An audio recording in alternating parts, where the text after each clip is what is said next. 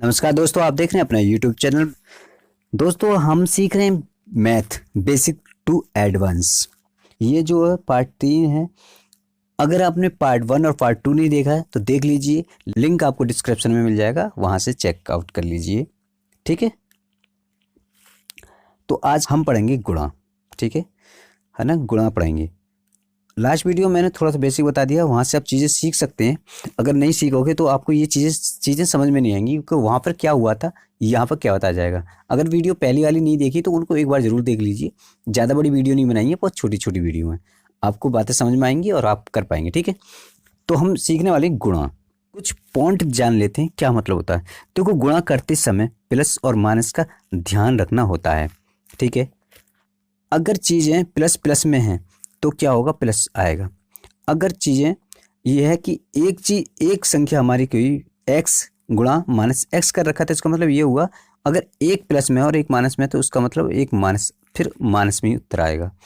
अगर कोई चीज़ पहले माइनस में दे रखी है, गुणा फिर माइनस में दे रखी है, यानी माइनस माइनस है तो प्लस हो जाएगा, फिर भी प्लस आएगा।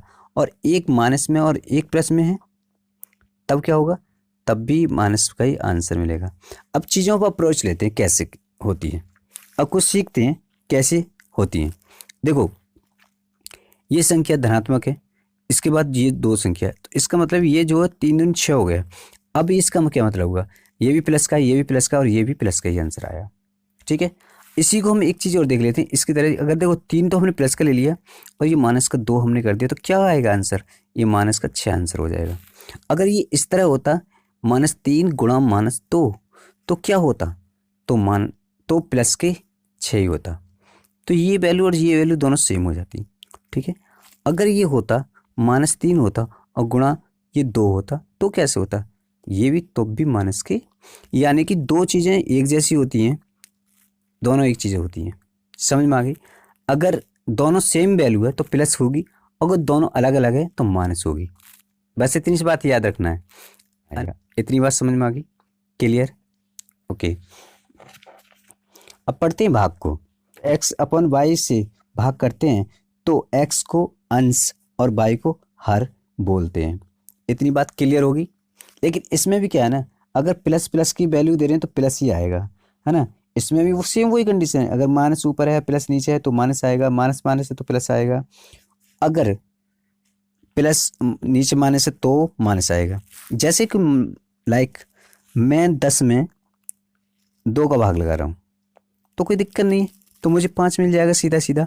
अगर इसी संख्या में मैं ऊपर माइनस लिख दूँ, -10 है ना, और नीचे 2 लिख दूँ तो मेरा जो आंसर आएगा ना वो -5 आएगा।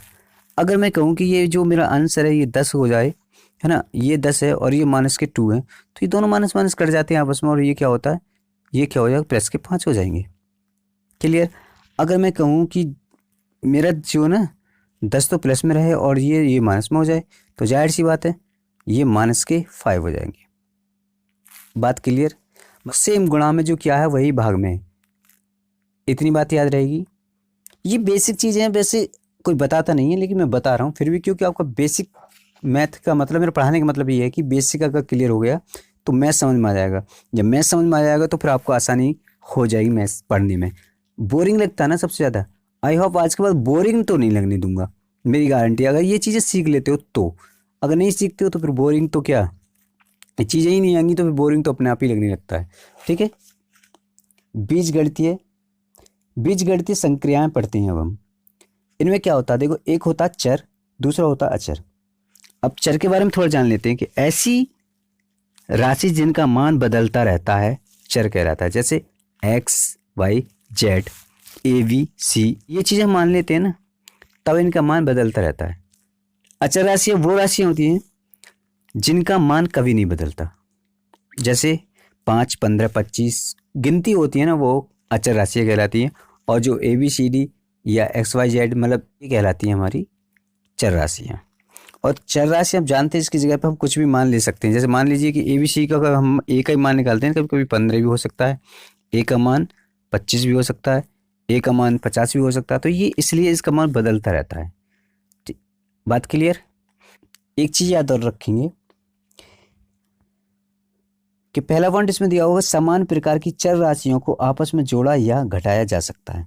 समान प्रकार की मतलब अगर x है प्लस x को हम जोड़ सकते हैं, y प्लस y को जोड़ सकते हैं, ऐसे भी कर सकते हैं कि a है प्लस a है उसको भी हम जोड़ सकते हैं, है ना।